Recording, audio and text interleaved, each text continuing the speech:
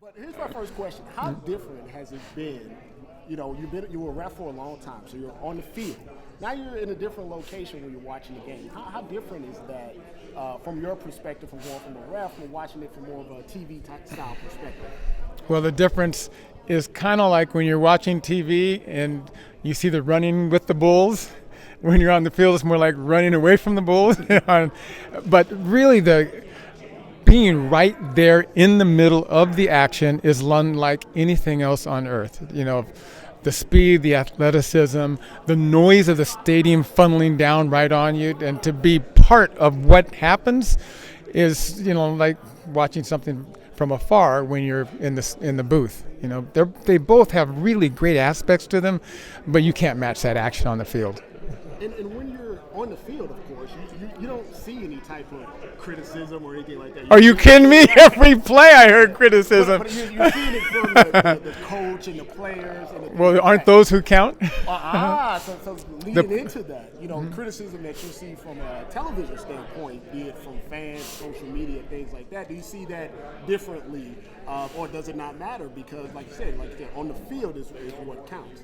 Because they're relevant. They're all relevant because the fans are important. We wouldn't have the game without the fans. And so, criticism, I'm used to that. Every call I made in every game, half the people loved it, and I like those guys, and half the people hated it. And on the field, that relationship I had with the players and coaches was really phenomenally great. I mean, you hear in the media about how bad actors players are going to be or things like that. But I'll tell you, 90% of them are just unbelievably respectful. Now, everybody blows up now and then, but I can't tell you how many times 2 or 3 plays later, a guy will come up and say, hey, I'm sorry, I just kind of lost my head. And to be able to be in that environment of mutual respect is unmatched. And I don't get to have that environment with the fan because it's a one-way conversation. And see, that's interesting because one of the things that a lot of people complain about social media is that, it's easy to talk, crazy to someone behind the computer, Twitter fingers.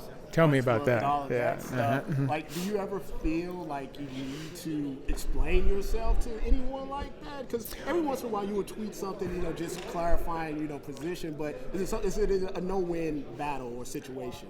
I don't deal with the haters, but those who have legitimate questions, and I get those all day long, it's really what I'm here for. To those people who are inquisitive about knowing more about why did this happen or why didn't it happen, sometimes they're angry, and then once you give them the answer, they go, okay, I got it, okay.